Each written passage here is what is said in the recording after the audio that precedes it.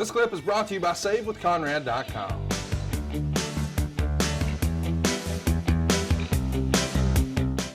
Well, let me explain. This is your Chris Jericho. Behind him, that's your Jake Hager on the left. And on the right, that's your Sammy Guevara. That's it ain't fucking close. Okay, I couldn't even finish that without laughing. No. Ron Harris and Sammy Guevara. Not even fucking close. No, it's a much better. This is what's that old thing? It was the best of times. It was the worst of times. It was the best of times if you were Jeff Jarrett, cause when he was, wrestling in Memphis, there weren't 5,000 people there, but sure. But there are here, and he's got Bob Vila sunglasses and a balsa wood guitar, and he's not the black and white NWO, and he's not the Wolfpack red and black NWO. He's the silver and black. And Bret Hart's head's been kicked off, so he's now the new de facto leader. Well, it was supposed to be Bret. Now it's Jeff Jarrett, him and his Bob Vila sunglasses, and he's going to be challenging for the world title. He is the United States champion, and here comes, ready or not, here he comes, the bad guy, Scott Hall, in his classic gear, looking like $1 million. Always did. Outsiders.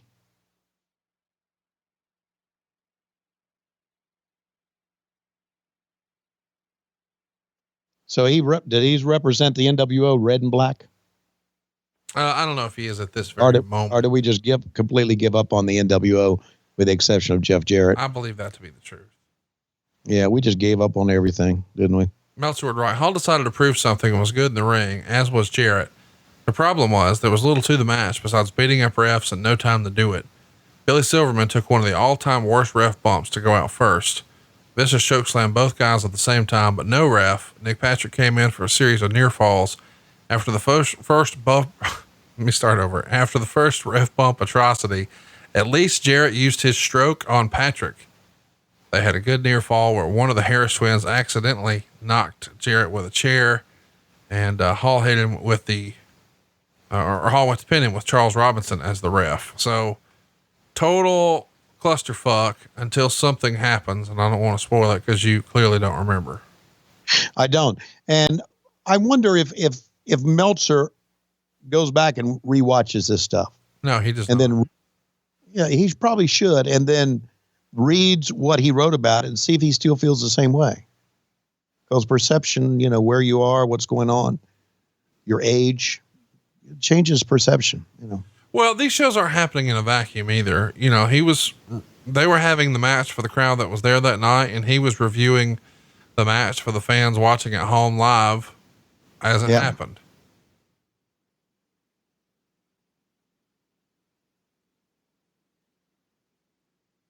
About 3,000 punches so far is where we are. Yep. Right. But we had some pretty good action when, at the beginning of it. Let's look that at this. Lariat over the top to the floor. All-time worst ref bump from Billy Silverman's what I'm here for now. Okay. We're marching down. We got less than 8 minutes left here in the show. But we're about to see one of the all-time worst ref bumps. I'm here for it. I'm here for it too, because we've seen some bad ones. But this one's supposed to be the worst all time. Scott Hall doing the crotch chop and saying down there still tickles me. Yeah.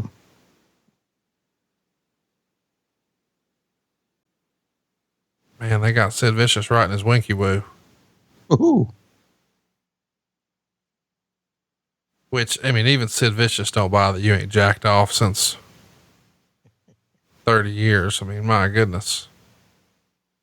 So you're telling me the last time you beat off Sting had never been world champion? I'm watching this goddamn match. I know that's a lot. Like you beat off this month. No, I didn't. Yes, you I have. Don't. I don't. You'd be dead. You a lie. You'd be dead. Does it just leak out when you pee or something? It's got to come out. You wait till you backed up. You wait till you get your 60s, fella. Oh, you're having wet dreams. You wake up thinking about Medusa, reach down and the milk dud stuck to the sheets. You just wait. You wait. We're gonna here comes a ref bump. Oh, I thought maybe he was gonna duck down. I thought for sure that was it. Here it comes. They're doing it the other way. Okay. My God. Silverman's just It's begging awfully for it close right to- in the middle of everything. Yeah. Close to the action. Here it comes.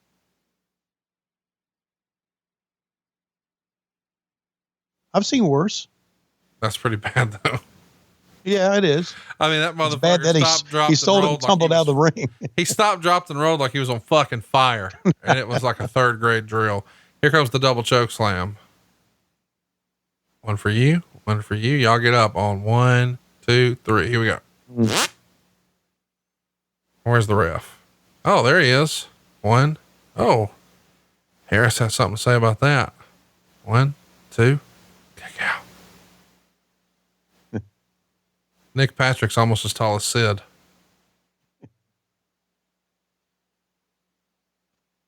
Here comes the big gold. Wham! Lays Sid out with it. Throws it out to the Harris Bros. Says that's it. Doesn't hook the leg. Of course, Sid kicks out. And the crowd You got to hook the leg, Conrad. You know that? That's fundamentally sound wrestling. Crowd goes mild. No response to the kick out. So fans got behind Scott Hall on the roll up though. Inside cradle now, trying that. Oh, just straight up abusing the ref. Oh, flapjack. Hitting the stroke. On Nick Patrick. Calling for the guitar. Nope. Calling for a chair. Oh my God, we have no referee. This thing is broken down. Oh, here comes Benjamin Button. Benjamin Button himself. Oh, Jeff Jarrett himself takes the chair. Sid, 2, 3. Oh, thought Scott had him. Don't you think that Benjamin Button here, Charles Robinson has a lot, he's a hero, has a lot of bravery because 2 referees have been bumped already. And he said, I'll go down there. They're not scaring me. Yeah, I go down there with 5 guys much bigger than me beating the shit out of each other. How about Jeff Jarrett just thumbing him right in the eye? I like that. Yeah. Outside, they're going to beat up another fucking referee. Jeff Jarrett don't give a shit about these referees. It's almost like when he left the WWF. I think I told you this. He would figure for every referee. Here's another one. Mickey J. My God. Who can come in to save the day? You know what that was the equivalent of when Jeff Jarrett owned TNA and he brought in a different legend every week to beat. Oh, here comes one. Here comes another. Slick Johnson. Boy, everybody loves a Slick Johnson. Yeah. Thanks to our friends that they didn't advertise this week. Okay, there we go. Outsider's Edge. Mm-hmm. Oh, you're damn right. Look at the crowd. They're ready for it. You've got to make the cover. Come on now. They're ready. 1, 2. Oh, his shoulder hurts. Oh, his arm cramped. Yeah, it's cramped up. That happens. Should have been 3. The referee not counting 3. Slick Johnson. Scott Hall knows the fix is in. He's not happy. Well, I mean, things do cramp up at times. Okay. You don't know because you're not old, but Slick was 53 here. Well, you're probably cramped up because you're backed up. When we finally make it happen, it's going to look like an explosion at a Krispy Kreme factory at your house. Crunchy carpet for weeks. Crunchy carpet. Oh, here's the guitar. The gimmick time. Guitar. Dude, that thing weighs nothing. Look at this shit. The worst gimmicked guitar ever in history. And wham. Whoa. How about that? Roddy Piper with the world's biggest elbow brace come into the ring. That's the man who was behind the door this whole time. He's got a torn bicep from several months ago, and he's out here to fix the injustice here, including putting a stop to Mr. Slick Johnson.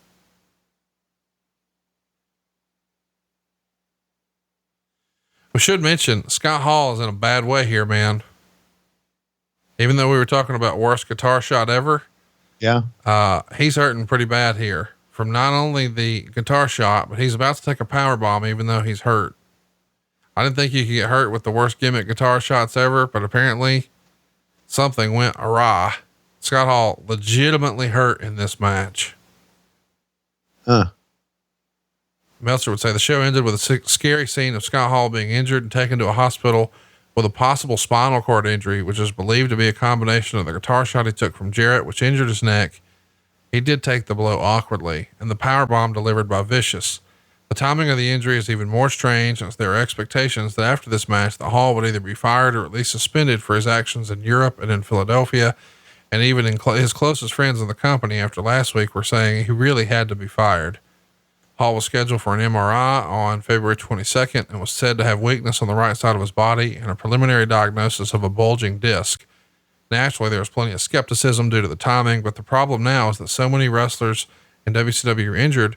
The belief is that some of them are milking it to get paid and not have to come back to the mess. So with the belief that some, virtually every injury becomes questioned. And there it is. Sid is your winner. And, Scott Hall, lucky to just get out of this one alive. Roddy Piper's back. Sting is back. And Jeff Jarrett is not your champion, at least for one more month. Sid remains the master and the ruler of the world. And Tony, with that in mind, it's going to bring this week's episode to a close. Coming up next week, we have got a tremendous show coming your way. Really looking forward to these. I love them. You will too. Of course, we're talking about hashtag Ask Tony Anything. If you'd like to ask Tony anything, then be sure to follow us on Twitter. It really is that easy. Go follow us on Twitter right now. It's at WHW Monday. Love to have your feedback there, and love to have you ask Tony a question. The week after that, Fastlane 2017, our most recent topic we've ever covered here on the show. We got lots of great stuff planned, but Tony, unfortunately, right now, it looks like it's about that time. Tony Schiavone is in the ring, ladies and gentlemen. He's on the microphone. He's talking about that he has been backed up since 1987. Oh my God, here comes Whitney. She is walking down the rampway. She is walking down the aisle. She is getting to the ring. She just touched Tony on the shoulder, and it looks like an explosion at a Krispy Kreme factory. My God, the mat of the ring, it's all crunchy, and we're out of time. We'll see you next week on What Happened When. We come to you each week on Westwood One on Wednesdays and on Mondays for our great fans only on Patron. Hey, it's Conrad Thompson. Thanks for checking out the podcast here on YouTube. Be sure to hit the subscribe button and the notifications bell so you get a notice anytime we upload some new content. And go save yourself some money right now. If you're in a 30-year loan or you have credit card debt, it's not a matter of if I can save you money. It's a matter of how much. Find out right now for free at SaveWithConrad.com.